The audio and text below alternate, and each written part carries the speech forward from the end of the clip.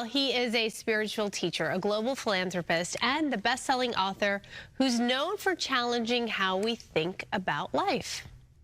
We have engineered the outside world in so many ways, but we have done nothing about this one. If you want to know well-being, in is the only way out.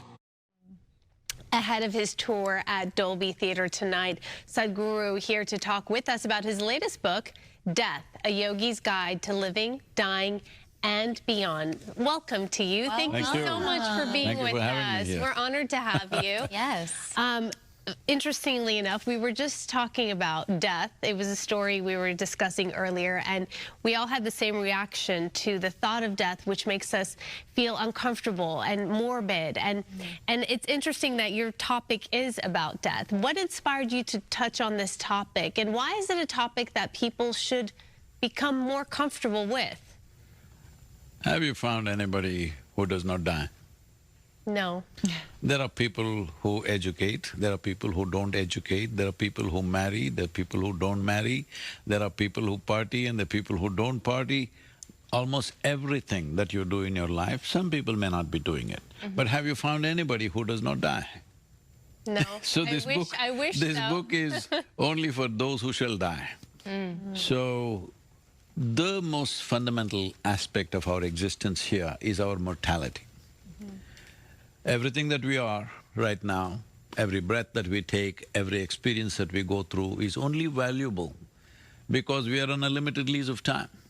Yes. If you're here forever, what is the value of you and me sitting here and talking about something or anything for that matter? Right. It's only because it's a limited lease of time. Life is a combination of time and energy, and both are limited. Time rolls ruthlessly for all of us at the same pace. Whether you like it, you don't like it. Nobody has brakes on it. Hello? You can't slow down your time or rewind your time, no such thing, it's rolling away. But energies are in our hands. If we bring it into our capabilities, then we can ride the cycles of time. If you ride the cycles of time, life will become like a beautiful dance. Otherwise, you'll be crushed by the same cycles of time. So life and death are not two separate things. As we are here, right now I can say I'm living, but I'm also dying, I'm in time. It's just that we're trying to kick the can a bit. Yeah. Hello? As far as we can. As far as we can. Yeah. We're only negotiating little more time. Nobody is negotiating life or death. We're only negotiating little more time. We want to see that it runs a full course. But death is right now happening to all of us. We can call this living or we can call this dying, it's the same thing. Wow. But this morbid fear that people have created towards it makes us so unrealistic in the way we handle our lives.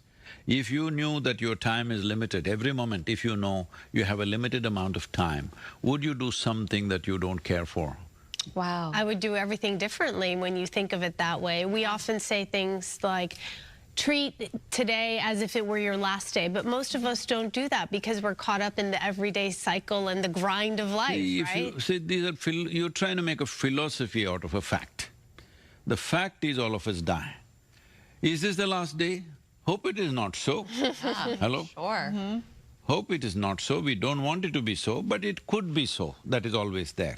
So you try to make a philosophy, this will make you pacifist. Oh, if this is the last day, what do I do? What is the point of planning? What is the point of building? What is the point of working for this? What is the point of fighting for this? Nothing is worthwhile.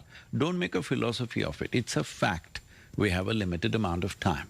If you're aware of this, if you're conscious of this, you will not do anything that does not truly matter to you.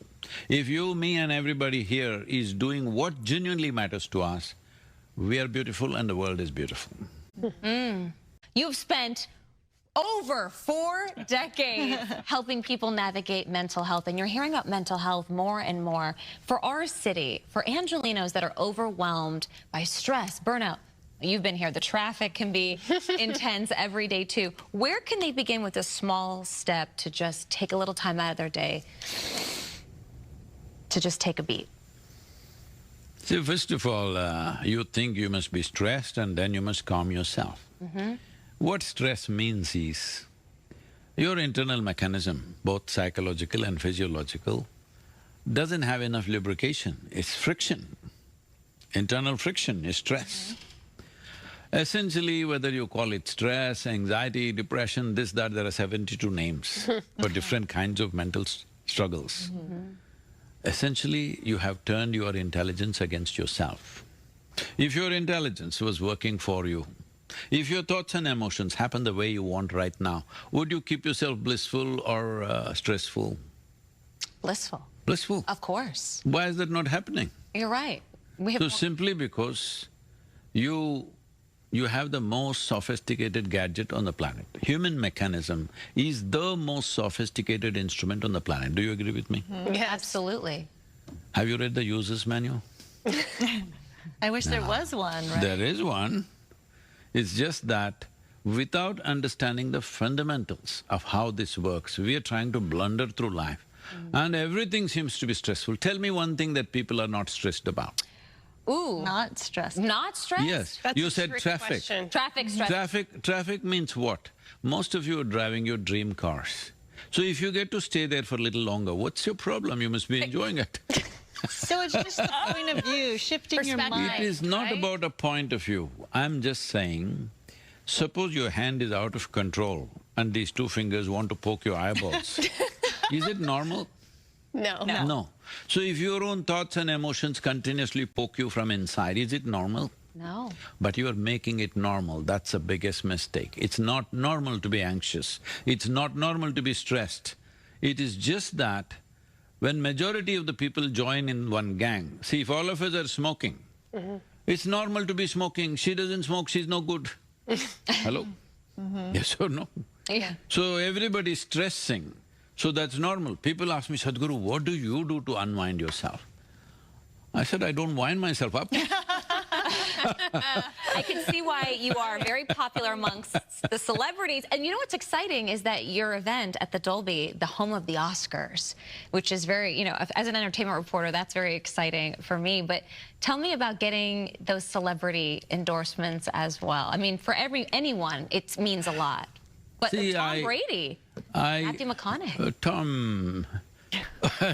Matthew. Matthew, okay. Look at this is A-list. What I'm saying is, I don't categorize human beings as Right. this and that. I spend a whole lot of time in rural India with tribal women who have no education, who have not even a cell phone. Right. A lot of time. 70% of our activity is in rural spaces. And at one time I was doing this personally, but now our teachers are doing. Our programs are mandatory in all the prisons in southern India, and we also did in Pennsylvania, Kentucky, and yes, and Tennessee also a little bit. Why this is called as enough freedom for imprisoned. People say, Sadhguru, why are you spending so much time with these criminals when we are all waiting and we can't see you? See, I don't see any criminal, I don't see any celebrity, I don't see this and that. I just see human beings in variety of sufferings. Some have created external situations which are unpleasant for themselves. Some are in war zones, some are in famine zones, some are in well-being and suffering. Those who are in war zones, outside situations are threatening their life moment to moment. Famine, enormous suffering, children are dying in front of them. People who are in well-being, people who had good breakfast and came, their suffering means it's their own doing, isn't it? So you're See, if something is poking you from outside, we need to deal with it differently. If you are poking yourself from inside, you need to look at this because this is a very cruel joke on all the people who are not doing well. Hello? yeah. Because to bring an individual person or a society from poverty to affluence is a humongous task. Takes generations of work and ecologically it's super expensive. Right. But after doing all that, you're miserable, you're a crime. So about celebrities, I don't see them as something different. They're human beings, what everybody is aspiring, some people have made it. Right. So, you value their success, of course, you should recognize their success. But the important thing is, they have reach and they want to use that reach in a responsible manner to impact the world. which is very important. That's good. Because we must understand many great beings have come on this planet. Yes. You can name a few. One that all of you would be familiar with, Jesus. How many people could he speak to in his time? 12 people. Out of that, one of them freaks on him, all right? Right? His apostles. Yeah, and then There. Judas. You go back and see Gautam Buddha, how many did he speak to? A few hundred. You talk about Krishna, a very glorious being, only one person he spoke to, all right? This is the first time you can sit here and talk to the entire world. When you have such a competence, such a capability, if you do not transform human societies, it simply means we don't have enough love in our hearts. I don't want to be that one, that's all. So last year, I'm not saying this to brag, but I'm just telling you what is possible today. 2024, our video reach is 5.23 billion B. Wow. So this is not about me. This is the day, this is the times in which we are living. wow. If a Buddha was here, he would have done the same thing. If a Jesus was here, probably he would have reached more people. Only thing is, their times were such, if they speak, hardly 10 people heard them. Right. We are at a time when we can address the whole humanity. This is the time. In this transformation of the individual human being, one of the most important thing is to address the mortal nature of who we are. Because if we do not understand, and if we are not conscious, we may understand, but we are not conscious as we sit here, the number of breaths that we are taking is not unlimited.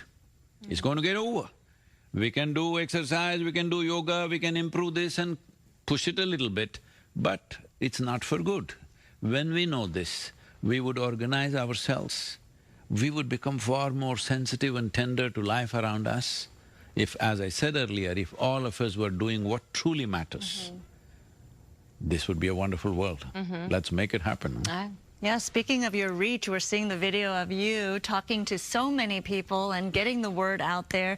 You have also a free meditation app for people to do that work for themselves. Yes, it took us over two and a half years to put this meditation together, this app together rather. It's an intelligent app which does its own things.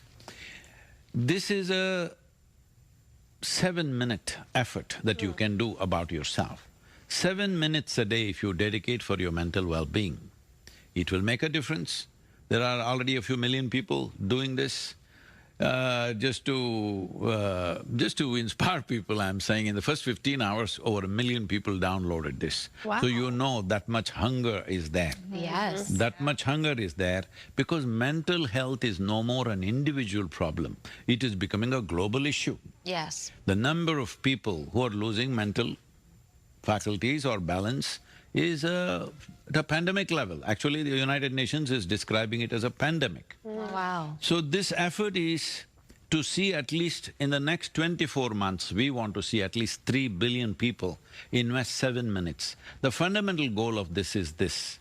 See, in 1866, some survey shows over 50% of the American population did not have teeth by the time they crossed 45 years of age. Because they did not brush their teeth. Right, okay. In the Wild West, you think they were shooting guns, but they were not brushing teeth, all right?